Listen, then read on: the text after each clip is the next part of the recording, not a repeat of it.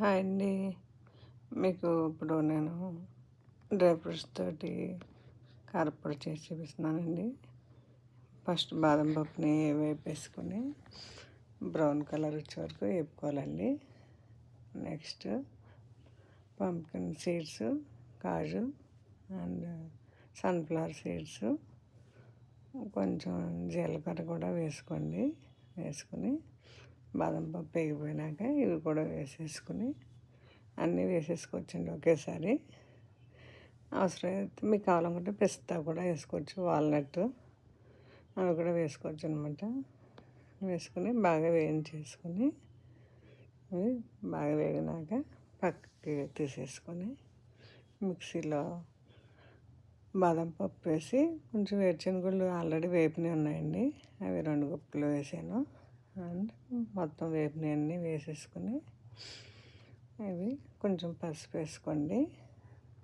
ఇంకా మీరు టేస్ట్కి తగ్గట్టుగా కొంచెం కారం 2 స్పూన్లు అయితే వేసానండి నేను కారం. అండ్ అదండి, ఇది కారం వెల్లుల్లి జీలకర్రతో కొట్టిన కారం అనమాట. అందుకని ఈ కారం వాడుతున్నాను. ఎండుమిరగాయ కూడా వాడతారు చాలామంది. సాల్ట్ వచ్చి 1 స్పూన్ వేసుకోండి, మీ టేస్ట్ తగ్గట్టుగా వేసుకోవాలన్నమాట. ఉప్పు కారం దీన్ని మిక్సీ కొంచెం ఆగి వేసుకోండి. ఒకేసారి ఎక్కువసేపు చేస్తే ఉండల కింద కట్టేస్తుంది. అందుకని స్పూన్తో కలుపుతూ 1 నిమిషం ఆగి మళ్ళీ కొట్టండి. తిప్పితే ఇప్పుడు చక్కగా ఉండలు కట్టకుండా ఇలా పొడిలా వస్తుందన్నమాట.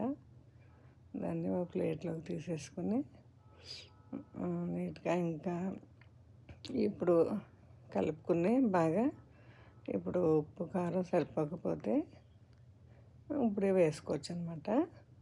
చేతితో ఒకసారి బాగా ఉండలు లేకుండా కలిపేసుకోండి. ఇప్పుడు టేస్ట్ చూడండి,